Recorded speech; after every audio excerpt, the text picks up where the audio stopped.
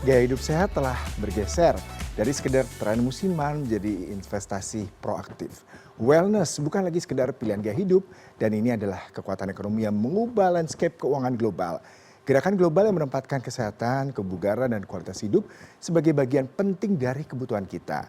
Berdasarkan data Global Wellness Institute, nilai ekonomi wellness global telah mencapai 6,8 triliun dolar Amerika dan diproyeksikan meningkat menjadi 9,8 triliun dolar AS di 2029.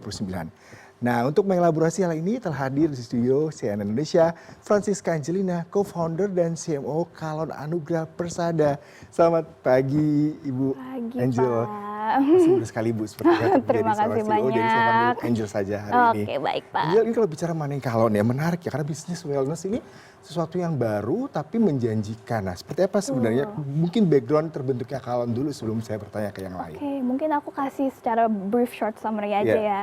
Dari 2021 ketika era pandemi COVID, Iya. kita sebenarnya launchingnya lebih ke arah beauty. Iya. Awalnya kita melaunchingkan produk sugar wax untuk mencabut bulu. Tapi karena kita melihat shifting trennya setelah COVID itu lebih kebanyakan awareness kesehatan, kita mengeluarkan produk-produk sekarang untuk lebih yang ke kesehatan. Begitu. Nah, kita bicara mengenai wellness ini kan juga bertumbuh. Betul. Mengikut dengan generation sekarang yang lebih aware terhadap kesehatan, mental, fisik, dan juga inner beauty seperti itu ya, Angel. Nah, ini tertarik mengenai generasi muda. Sejauh ini semakin sadar pentingnya hidup sehat. Nah, bagaimana? Seberapa besar perubahan itu dalam perilaku konsumsi dan arah bisnis Kalon ini seperti apa untuk mengembangkan portfolionya? Oke, tentunya kita sangat senang banget masyarakat Indonesia sangat aware banget dengan kesadaran kesehatan dan juga beauty ini. Jadi karena kita mengikuti trennya dalam kesehatan ini, kita juga menginovatifkan produk Kalon untuk lebih ke kesehatan gitu. Apapun yang dicantumkan produk Kalon itu, kita selalu mengevaluasikan apakah ini baik untuk konsumen masyarakat Indonesia dalam bidang kesehatan. Kalau saya tadi baca sempat beberapa produk unggulannya mulai dari green tea, S-Boost, Stevia hingga Healthy Skin dan Astagluta. Nah, bagaimana perusahaan membaca kebutuhan pasar? Karena ini sepertinya tidak hanya kebutuhan skincare, tapi juga ada minuman, kemudian juga energi, dan bahkan teh hijau yang juga bagus untuk kulit dan kesehatan. Nah, bagaimana mengembangkan produk-produk tersebut dan apakah ini merupakan lahir dari riset dan tren konsumen tadi? Tentunya dengan riset yang panjang juga, tapi kita mengevaluasikan secara lebih rinci lagi. Kita melihat tren tahun ini maupun kita mempersiapkan tren tahun depan lagi. Jadi kita make sure kan produk kami itu ke depannya dalam 5 tahun atau 10 tahun ini akan relevan terus gitu. Jadi kita memastikan dengan contohnya seperti ingredientnya kami, apa yang sekarang lagi trending. Nah, tahun berikutnya lagi apakah lagi yang kita bisa formulasikan lebih lagi seperti begitu. Berarti memang mengikuti tren dan juga melakukan riset. Nah, ini ada beberapa Betul. produk tadi memang menjadi unggulan apa nih yang bisa leading dan menjadi backbone dari Kalon sendiri, dan sejauh ini bagaimana progresnya? Nah, kebetulan untuk selling produk kami adalah Kalon Tea dan juga S-Boost. Kalon Tea ini bersifat produk oral seperti teh yang diseduh, dan ini adalah kategori herbal, dan juga S-Boost dalam kategori herbal tetapi diformkan dengan sebagai pil gitu. Iya, Jadi itu dua produk jadi semua kesehatan. produk-produk untuk wellness, kesehatan tubuh, dan juga untuk menjaga penampilan pastinya. Betul. Nah, Angela, tren wellness saat ini tidak lagi menangani penampilan, tapi juga kesehatan di dalam tubuh atau beauty from within. Nah, tadi seperti di awal, seperti orang-orang juga melihat hal itu. Nah, bagaimana Anda melihat perubahan pola pikir konsumen Indonesia ke arah tersebut, dan bagaimana Kalon merespon tren ini melalui inovasi produknya? Tentunya yang tadi saya bilang dengan riset juga, itu pun riset kita deep dive lagi through marketingnya. Kita make sure ini cocok untuk masyarakat Indonesia. Kita belajar dari behaviorismnya mereka, culture-nya mereka, maupun kita mendapatkan feedback apa yang cocok bersama mereka. Misalkan contoh dalam segi rasa atau dalam segi produk apa yang convenient bagi mereka. Nah, kenapa Kalon Tea ini bisa menjadi winning product? Karena dari Kalon pun kita melihat dan meriset pasar, masyarakat Indonesia sangat suka dengan namanya teh, produk teh. Dan kita mengadaptasikan teh itu untuk menjadikan sebagai lifestyle mereka. Jadi lifestyle-nya kita mengimplementasikan seperti herbal, yang slimming. Nah, karena itu kan konsumsi yang sangat dikatakan basic ya. Orang kalau minum makan pagi, makan siang, makan malam, minumnya teh ya. Nah, itu kita bikin tehnya untuk membantu untuk kesehatan, sekalian untuk adaptability-nya dalam culture-nya masyarakat Indonesia. Berarti sejak tahun 2021 sudah melakukan riset dan developing yang cukup komprehensif ya. Dan Betul. sejauh ini dengan produk yang cukup beragam tadi, bagaimana timeline-nya mengeluarkan produk-produk tersebut? Apakah memang menyesuaikan kebutuhan market, menyesuaikan juga dengan risetnya tadi, dan juga kompetitifnya seperti apa nih Angel? Nah, untuk riset market, kita merisetkan kenapa harus tahun berikutnya juga. Kita harus make sure kenapa harus relevan.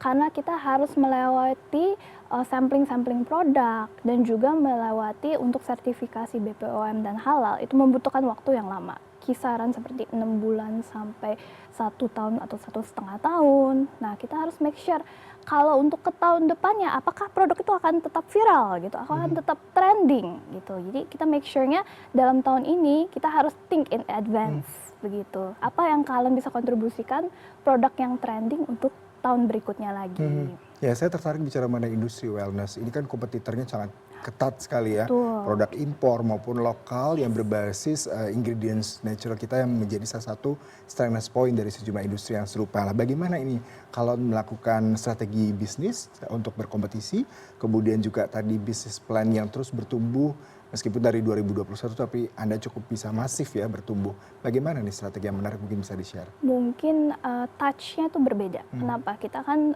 memulai menjadi produk UMKM, tapi kita cater-nya masyarakat Indonesia. Jadi kita selalu sebagai marketing itu mengutamakan culture-nya mereka. How can we involve with their culture? Dalam marketing itu kita make sure juga untuk mengendorse publik figuran yang emang masyarakat Indonesia aware of gitu. Maybe perbedaannya itu sih. Walaupun banyak kompetitor yang di luar, tapi maybe dari touch-nya mereka sebagai produk luar untuk ke masyarakat Indonesia, maybe touch-nya ada berbeda dikit. Karena kita masyarakat Indonesia sendiri mempunyai koneksi yang berbeda, karena kita mengerti masyarakat kita sendiri sih. Seperti begitu. Tadi Anda sempat menyinggung terkait dengan penggunaan influencer pasti ya, penggunaan digital. Ini merupakan salah satu platform untuk strategi marketing yang cukup sangat membantu untuk memasarkan produk. Sejauh ini bagaimana? Kalian juga bekerja sama juga dengan beberapa influencer, mungkin beauty vlogger, ataupun juga reviewers yang akan memberikan kontribusi, dan apakah ini cukup efektif untuk meningkatkan penjualan Anda? Bisa dikatakan sangat-sangat efektif karena kita growth-nya mulai dari digital platform. Jadi untuk semua marketing yang kita gunakan itu dari digital influencers dan apalagi seperti dokter, memberi edukator, edukatif, seperti apoteker dan nutritionist, itu sangat membuat impact juga untuk edukatif konten kita juga. Sejauh ini dengan digital menjadi salah satu platform untuk penjualan semua bahkan lini brand di tanah air dan mungkin juga secara global, seberapa besar aktifnya Kalon dan juga account-nya ini untuk menjaring viewers dan juga buyer, dan strateginya selain live seperti apa lagi sih? Mungkin bisa di-sharing, Angel? Oh ya, boleh tentunya. Jadi kita selain digital platform paid endorsement juga kita melakukan affiliates. Affiliates itu maybe a new term untuk tren digital platform ini. Sekarang mungkin dengan marketingnya yang sangat konvensional, berbeda seperti MLM dan lain-lainnya. Tapi untuk affiliates ini kita mempunyai traffic yang sangat besar, juga minat yang sangat besar. Jadi untuk yang mau menjual produk Kalon, kita memberikan komisi kepada mereka. Dan itu juga menarik banyak testimoni dan juga banyak pembeli kita yang sangat loyal menjadi affiliates kami, menjualkan produknya karena mereka mencintai produk kita. Dan mereka adalah testimoni ya tadi ya, success story dari pengguna Kalon sendiri.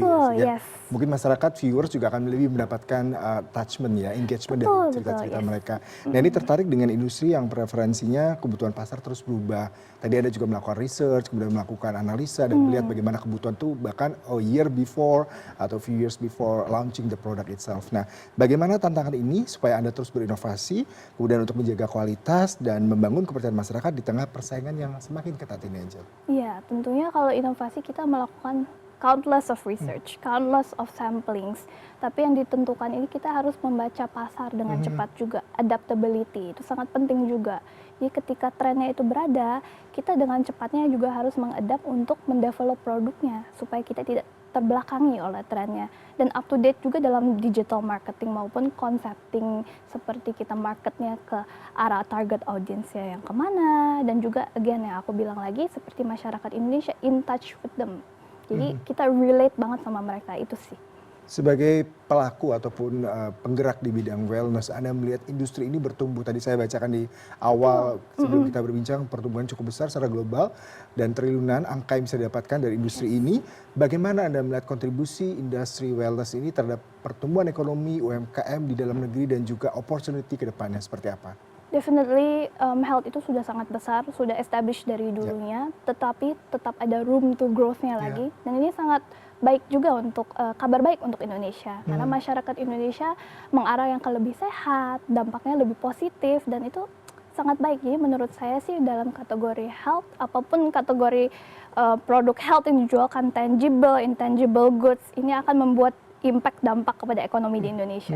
Bahkan sekarang ada tren wellness tourism juga ya. Yes. Di Indonesia yang Betul. menjadi salah satu destinasi wisata. Kemudian kalau kalian sendiri melihat generasi Gen Z ini, pastinya mereka sangat adaptable sekali dan sangat masif mengkonsumsi wellness produk. Nah, sejauh ini seperti apa kalian membaca kebutuhan tersebut dan beradaptasi dengan Gen Z yang memang bertumbuh masif? Betul, tentunya dengan Gen Z mereka sangat adapt fast, dan mereka juga maybe dalam committing to one product, mereka lebih suka trennya untuk mencoba-coba hal yang lain. Dan karena mereka tipikalnya yang fast moving, nah dari produk kami kita make sure-nya untuk membuatnya convenience untuk mereka. Seperti yang kita baru launching, Kalan Astagluta, itu adalah multivitamin yang ada 3-in-1, produknya yang ada mengandung glutathione maupun astaxanthin juga dan alpha lipoic acid.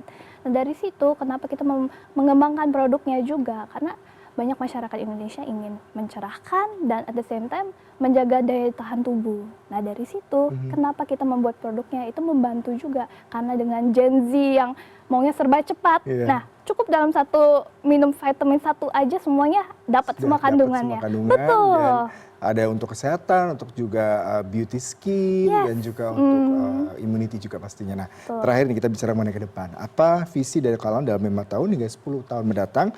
Dan apakah tetap fokus di perusahaan yang pengembangan produk atau juga ingin membangun ekosistem wellness yang lebih luas bagi masyarakat Indonesia? Tentunya kita membuat ekosistem yang juga lebih banyak dampak positifnya kepada Indonesia, seperti kita membuat komunitas, maupun juga kalau kita diberikan tempat untuk growth, untuk sharing lebih banyak tentang dampaknya beauty in health, wellness, itu sangat opportunity yang bagus untuk kita. Jadi tentunya kita akan melanjutkan lebih kepada bidang wellness itu. Dan akan ada upcoming produk lagi yang akan di launching atau masih confidential? Tentunya saja, tapi ini lumayan confidential. Tadi Anda katakan sedikit industri ini masih akan bertumbuh dan akan banyak sekali opportunity ke depan. Yes. Nah, apalagi mungkin yang bisa Anda kulik dari industri ini dan menjadi sebuah prospek ke depannya bahwa industri wellness terutama Indonesia bisa juga berkompetisi dengan wellness produk dari asing, apa mungkin sedikit? Betul, karena kita melihat juga tren-tren nggak harus produknya saja, tetapi lifestyle living juga yang bisa diimplementasikan. Seperti maybe dalam sports, kita udah melihat yang sudah ditirukan di luar negeri itu. Contoh seperti hobi high rocks, itu bisa diaplikasikan juga di Indonesia. Seperti hal-hal seperti kayak begitu juga menjadi peluang di Indonesia. Sedikit tips bagaimana untuk tetap menjaga wellness kebugaran fisik mental buat para pencinta dan penonton CNN dan juga mungkin pengguna produk Anda? Mungkin harus mengingati diri untuk self love ya. Menurut saya itu self love number one. Jadi harus ada waktu. Sesibuk apapun itu, tetap harus kita menjaga diri dengan baik karena kita mensayangi tubuh kita masing-masing. Gitu aja sih dari saya. Terima kasih. Selesai dengan mengkonsumsi produk yang sehat dan juga pikiran yang jernih dan positif. Terima kasih sekali Angel untuk perbincangannya pagi hari ini di CNN Indonesia Business. Atas waktunya. Makin jaya produknya dan juga kalau. Terima kasih banyak.